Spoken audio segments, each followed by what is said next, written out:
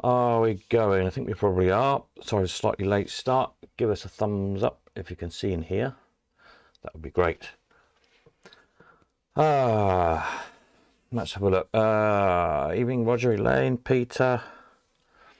Hopefully you're all there. I think you probably said evening all before we turned the thing on, so hopefully it's working okay. Scrapping around last minute as usual. Yes, had one of those days today, but never mind. Evening, Peter, Stella. Yeah, I've been busy doing more photographs. And what are we up to at the moment? 73 on the machines. All these have all got multiple photographs on each now. The usual sort of with the showing the mechanisms at different angles and whatnot. And I spent hours taking the last of the pictures, the pushy shooter and the working model, Peter's working model. What were the other things? The pinballs, there's some 30s pinballs. As you can imagine at the moment, I'm a bit tucked up for space here a minute, so trying to move physically big machines into a space to be able to get a camera far enough back to photograph them, and draping things with black cloths and all the rest of it and setting the lights up and da-da-da-da-da. It takes a good hour a machine. Take the pictures fine, sit down, stick them in the computer to find the files are all corrupted. Like, oh great. So I spent about an hour trying different file recovery things. I don't know what, the camera's done it before. It's this camera I'm using at the minute. And it just won't do it. So not a very happy bunny. So that means I've got to take the photographs again tomorrow, by the looks of things. So I might have one last go tonight, see if I can find a different recovery thing. But yeah, so we need a good auction so I can afford a new camera. I think that's second or third time this camera's done that now. It's done a lot of work, this camera, a hell of a lot of work to be fair. So I think it's probably time for a new one, but never mind. These things are sent to try us, as they say. I've got a great little film to show you in a bit for 1950 something of an auction, a good auction. Yeah. It's only about a minute long ago, one of those nice little vintagey films, but that was quite good fun. We'll have a look at that in a bit. Evening, Paul. Evening, Gary from Bermuda. All right for some, eh? How'd the other half live? Never mind. We'll stick here. It's actually been sunny here today, so it's quite nice. I did find half an hour to go and attack the grass. They got a bit mad. But the rest of the garden wants doing, and I haven't got time to do it at the moment, so never mind. Right, I'm just looking at my screen. I'm back to front tonight. I realised the camera's swapped around again. Doing very funny things with camera. If I look this way, it looks like I'm looking off screen instead of what I'm looking at. Not to worry. If I swap my screens around on this over here like this, so I'm looking over that way, might look quite so daft. That's going to confuse me probably, but anyway, never mind. Doesn't matter. Yeah, so all these machines now, some of them have got detailed descriptions, some of them still haven't, but they will have, so panic not. And obviously next week they'll all get the little videos done as well. So that's where we're up to with the machines. And then the other stuff, there's some circus stuff to do, some magic stuff, a little bit more advertising bits and bobs. I think there's about half a dozen gramophones, a couple of radios. The steam engine might hold back for the other one to do a little bit more research on the engineer who built it. So I might not put that in this auction, might go in the next auction. Because apparently he was an engineer that worked for Garrett, and it's a model of a Garrett steam engine, so it's quite interesting. But other than that, yeah, we're good. There's lots of unusual stuff this time. So if you've got any questions on any of this, fire away, or ping me an email in the week or whatever. As usual, if you want to come and see any of it, it's all here in Cambridge. And I'm around basically all week, I think. Pretty much. I've got a couple of little bits of running about to do, but pretty much I'm in all week trying to get it all videoed. And obviously with the last of the photographs to go up. So if you do want to come and visit, you're more than welcome. Have a view of stuff. Not so many people do these days, and that's one of the things, again, with a lot of people bid remotely. Well, everybody bids remotely, but you know what I mean, rather than coming to see first. They do rely on the photographs, which is why I try and make the best photographs I can take. I don't claim to be a good photographer by any means, but I do try and take a bit of care with them and try and take them to different angles without reflections in them, which is a real pain with machines, especially, as I'm sure a lot of you know. And, you know, try and get them nice and square and whatnot, so you can see the detail, because, you know, when you're spending hundreds and hundreds of pounds, or 1,000 or two, potentially, you need to see what you know, and you're not coming to see it yourself. Obviously, you're relying on those good photographs, aren't you? So, hence it does take a bit of time, but it's working. So, you know, people are, you know, obviously being able to make the decision based on the pictures. So there we are. So that's where we're up to on those. Then the following auctions. So we've got the Thomas's one, which I'm going to try and do mid-June. Again, there's a lot of work on that one. Because there's about 50 or so machines, somewhere between, I think it's about 50.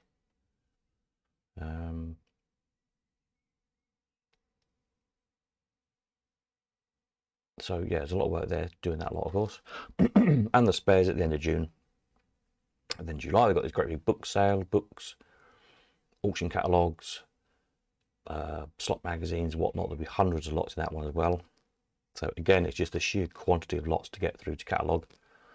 Obviously with books it's a little bit quicker because you're not doing 3 or 4 angles of photographs. I can just slap on the scanner and scan them rather than photograph them. So that will be a bit quicker to get that one catalogued.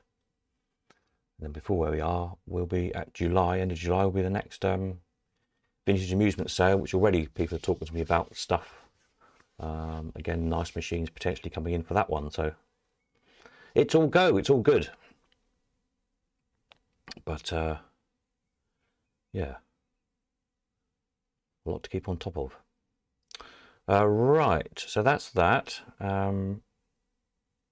As usual, so the week after the auction, the weekend after the auction, sorry, so that will be the, just so anyone who's not to do a bit of forward planning, probably the 4th, I should think, of June, I'll try and be at the Elephant House for people who want to collect anything from the auction there.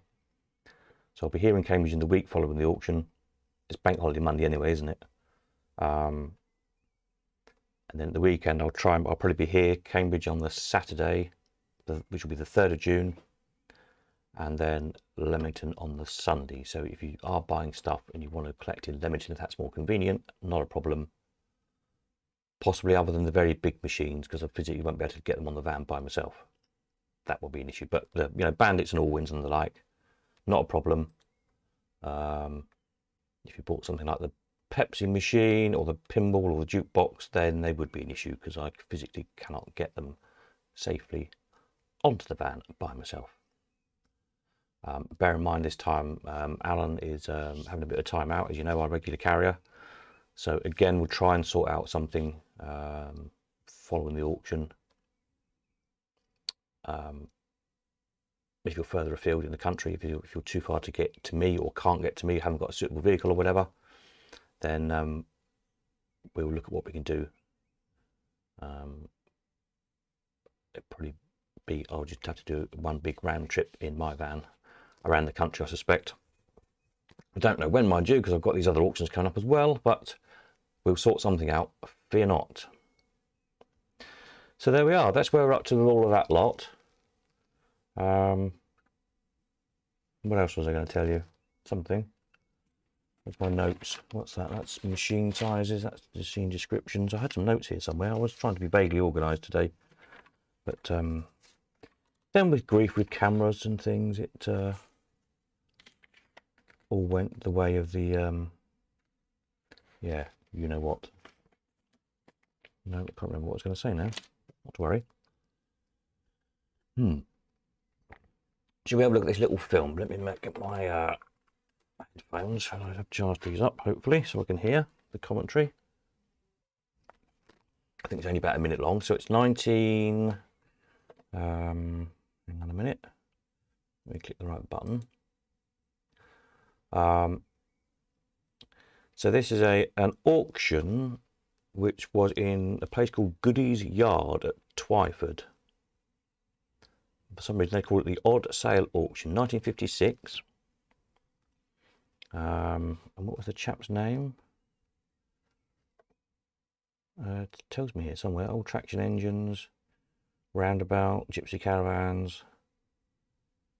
Oh, just Mr. Goody. Interestingly. Anyway, let's have a look. It's quite a good little film. Right, let's pop that sock in here. Here we go. I think you'll like this. At Goody's Yard, Twyford in Berkshire, a very odd sale is in progress. Almost every means of transport anyone has thought of for the past couple of 100 years. You want a traction engine? Or perhaps a horse brake? All going cheap. Mr. Goody has the lot. In fact, over 600 lots. This roundabout went for £150, but meanwhile, the rides are free. £52.10 for this one. Silverstone, here we come. It's hard to tell whether the buyers are farmers, engineers, film studio property men, museum curators or musicians. For there's something for all of them here. The army ordered these sleighs in 1940. Now they're flogged for a couple of quid. This lot fetches £70. It will work in an Irish quarry. And this handsome cab is being used in the shooting of Marilyn Monroe's film, The Sleeping Prince. You can buy anything from a vintage car to an anchor, always useful in heavy traffic. You prefer a bike? Sold to the gentleman in the cap for £8.10. Oh, there you go. Good stuff, eh? Nice little auction there. £150 for a roundabout, anybody? Nice. And that very nice little racing car, £52.10. I suspect there might be a bit of a profit on that these days. So yeah, who was Mr. Goody, we wonder? Don't know who the auctioneer was, doesn't tell us. But yeah, just another one of those jolly little films we've come across. I thought was quite interesting. Whilst we were in auction mode. Right, anything else I've been up to? The archivey stuff on the website. I don't think I've had anything else in. A couple of odd flyers while I was having a cup of tea the other day. I've still got all these pinball flyers to do. As soon as I get more time. What was this? A flying saucer. Great flyer. Look at that. With these little aliens in. Midway's Flying Saucer.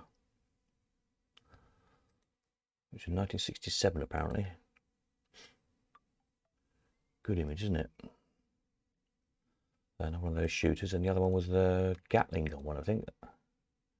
Yeah, Texas Ranger, rapid fire machine gun.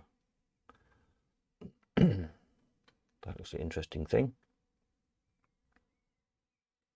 With sights on it, there's obviously something. It says it's got exciting animation. I don't know if you can read these on the screen. You probably can't. 3D dimensional Indian and outlaw targets move continuously. Shooting Indians, very PC these days, of course. Forward and reverse direction, a challenge to marksmanship. Special star targets score 10 times normal value when lit, adjustable for regular or extended play, etc. The gun swivels, adjusting to short or tall players. There you go. So the actual targets and things, I imagine, were in that big round barrel thing, in the actual kind of gun thing on top of the machine. I think the rest of it is just flash. Interesting thing. I don't know if there's any of these in the UK. I dare say there's one or two in America. I don't know of any over here. Yeah. Was there anything special about the space? What's it called? The flying saucer. Apparently it's the most revolutionary target ever developed, so I don't know why. The sea flying saucer zoomed through space in its unpredictable flight pattern. Okay. Futuristic cities and alien planets in black light. Ah, it's a black light game. All right, I hadn't read that when I scanned the flyer. Ah. Anyway, there we are. So that's those.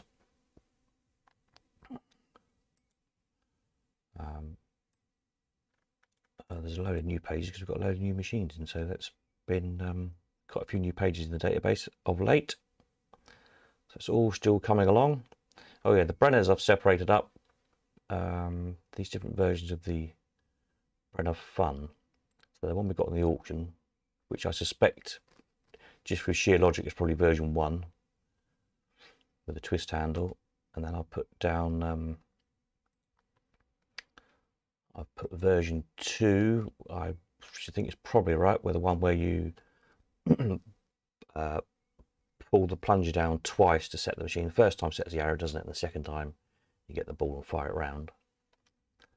And then the version 3, which is kind of the fully automatic one. So it makes sense that they were made in that order, but I don't know if anybody knows and you've got any definitive dates. It'd be good to know. But the third version, where you pop your penny in and it's kind of the previous play sets the mechanism up, spring loaded.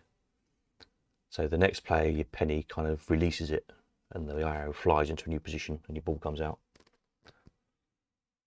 So great machines. Intriguing that it must have been that popular that they made the 3 different versions of it, because there's a hell of a mechanism in them, in all of them. I haven't got any pictures of that mech, unfortunately. Have I got any of this one? Yes, we've got pictures of that mech, and obviously the one I've got in the auction next Sunday. But again, even this one, some have the cup in the middle, some on the left. So many versions of it. Intriguing. Good machine. Pictures interesting. More large games survived in the USA compared to the UK. Yeah, I think that big stuff like all that kind of 50s, 60s into early 70s, that big electromechanical stuff, the big shooters, and like the bowling games and the kind of puck games, which didn't really come over here at all. The sort of like the big ice hockey puck type games, bowling games, whatever they call them. I think they were kind of onto that earlier in the US than we were here, really. And you know, the stuff that did come over here, I think probably here in the UK, space as much as anything, wasn't it? And the arcades, you know, are not as big as they were in the States, like nothing is. And I think once video came in, all that stuff, as we said several times, I think, you know, almost all of it just got smashed up because there was nowhere to store it. Whereas the Allwins survived because they got shoved in the workshop, you know, in the manager's office under the desk, took a few home for the kids to play with, and so on and so on. Gave them away even. His stories of people with arcades literally just giving them away, Bandits and Allwins and the like. Of course, the big stuff, again, because of the UK, small houses, all the rest of it, nowhere to put them. Whereas, of course, in the US, as we see on these, you know, different kind of salvagey type programs you see a lot these days, they have a lot of space. They have lovely, great big barns, big chunks of land with the houses, big barns, and you can build big barns without too much hassle. Unlike here, you know what it is here. If you try and put a shed up, the council's on top of you. So again, they had the wherewithal to store the stuff as much as anything, and I think there was just that interest in keeping it earlier. Possibly there's maybe because of the, you know, the inherent kind of gun culture in the States, all the shooting machines. I guess perhaps that might have something to do with it. I don't know. I mean, shooting games here are always popular. If anyone who operates, I'm sure Peter would tell us, they always take money. When I was operating up at Botany Bay, down in Folly Farm with the little shooting games, the little kind of Crompton's ones, we had a few of those. The sort of bubble front ones, as I called them, there's 4 or 5 different ones, isn't there? These little things like the Dippy Duck Shoot, etc. Just took money all day long, these things. Great little games. You had a big Streets one. Have I got a picture of it on here? Probably haven't. Yeah, that one. In fact, that one. No, this one was mine at one time. I think we had this particular one on site. Again, just took money like there was no tomorrow. So great games. And when you think across the fairgrounds, one of the few surviving side stalls these days is still, you know, especially on the old time fairs, but even on the modern fairs, you still see the shooting galleries, not the prizes off the shelf type things usually. Yeah, people like playing them, don't they? Pete says, Ball Past the Arrow is a great game to play, but very poor money takers for operators. Yeah, I don't think I ever operated a Ball Past the Arrow. I don't think we ever tried one on site.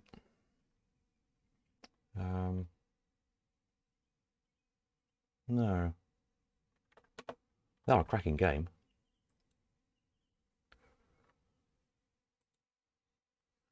But yeah, so yeah, I think it's probably a number of factors as to why all that bigger stuff survived in the States and just didn't here, really. Which is a shame, because some of those, again, just really good games to play. Hey ho.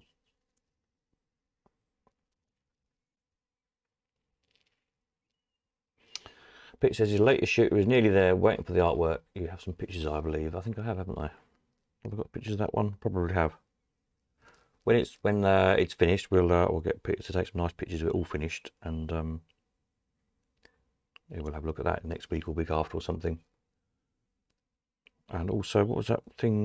Paul sent me a great boxing game we've not seen before as well. So we'll have a look at that as well. I'm not very organised this week with photographs, as you can tell, but get this auction out of the way, and we'll get some nice pictures in from some of the regulars, and we'll have a bit of a photo session at new finds, because these are all, again, these are new machines we've not seen before.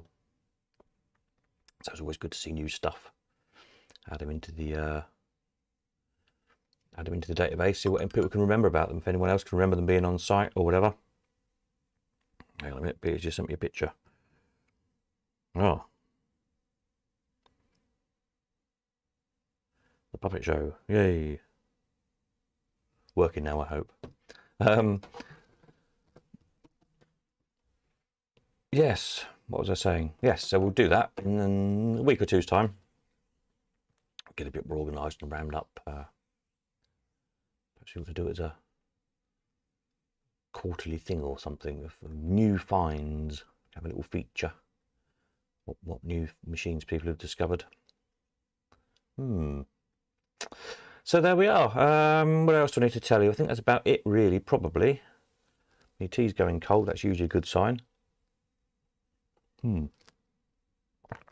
So, as I say, cracking on with the auction catalogue. Once I finish this, I'll be doing some more photographs tonight.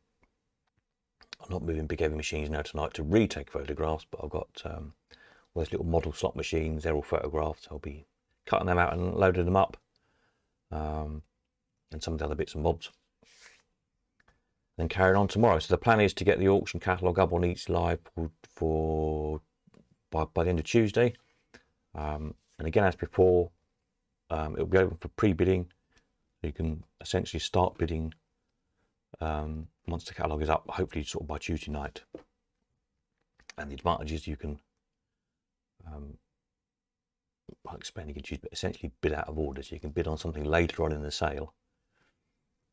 And then we finish off on the Sunday with the live auction itself. So there we are. It'll all make sense, I'm sure. Registrations for the auction are open. Links are on the website. Just look for the big blue buttons, register for auction. That takes you over to Easy Live to register. And yeah, if you're not already, don't forget, if you're a paid up Coldcom member, you get 25% off the buyer's premium. And the sellers if you're selling as well. So it's worth doing.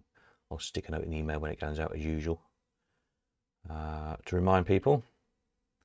Well, I'm doing myself out of money, really, aren't I? But there we are. It's you know, it's a service. It's there if you want it. You don't have to. It's entirely up to you, of course. Just have a quick look at the wanteds before we go, and then I'll bid you all farewell. What's the latest wanted? Sooty. Sold 2 or 3 sooties, aren't we? Somebody wants a sooty. And a cakewalk. And you know, one original cakewalk, most of them got converted. Brenko Vegas, and the Tinky, of course. I quite like a Tinky, just looks like a brilliant game. Hopefully Paul's going to make some tinkies when he gets around to it. So that'll be good. Pete says the puppets are finally working. Excellent. Hopefully they're taking some money now then. Yeah, so I have to get up. Get these next few crazy weeks out of the way, and yeah, I have to have a jolly up to Norfolk, I think. And, take a few pictures of things, a little bit of video, maybe. There we are. Right, I think that's it from me. I am going to go and grab a bite to eat and then sit down and edit a load more photographs. And try not to get too cross about the photographs that got mangled up by the camera. Never mind.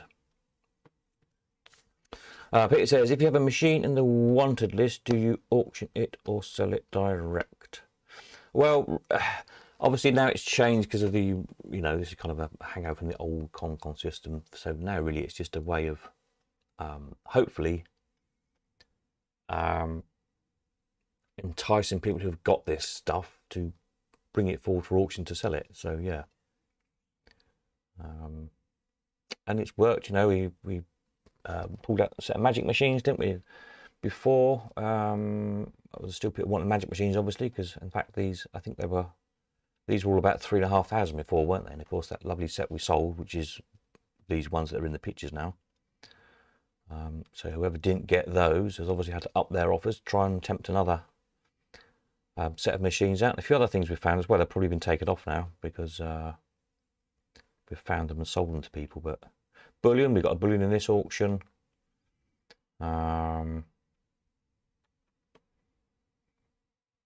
Earth satellite, somebody said there might be an Earth satellite coming. I'm sure somebody mentioned it to me a little while ago. What else have we got? Big wheel, there's a big wheel actually, as it happens, in the Thomas's auction in middle of June. A nice big wheel, giant Wonders All Win. Fun, of course, we've got one of those in. Seesaw, similar, where it was the tip off, whatever it is we've got in. So yeah, it's kind of working. Of course, some of these are rare machines you're never going to see, like the Pixieland. I think it's a one-off. Sweetie All-Wins we're looking for. Haven't had any for a good while now. If anybody's got any Sweetie All-Wins, we've got buyers waiting for them.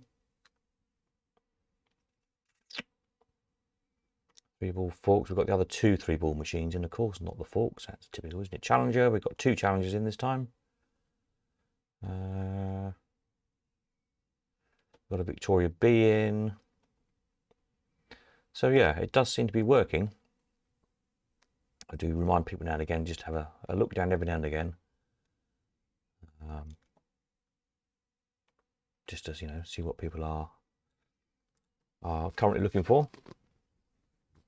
And hopefully we can keep finding stuff. There should be an order. We should inform you when the machine you're looking for is coming up for the auction. That feature isn't working at the moment because of stuff I've reprogrammed about twice by now, and I need to sit down and reprogram that feature in again. So it's just a time of finding the time to get around to doing it. But you all get the emails and you all know what's coming in the auction anyway, so it's not a crucial thing, I don't think, at the moment. So there we are. Right, I think that's it. I will away and I will catch up with you again Tuesday night. There'll be next video, all being well, and fingers crossed the catalogue will be up by then, so we can sort of go through it and have a look at the catalogue and make sure everyone knows how to register and how to bid and all that kind of jazz. So there we are. I'll bid you all farewell. Thank you very much, and catch up with you Tuesday. Nighty night.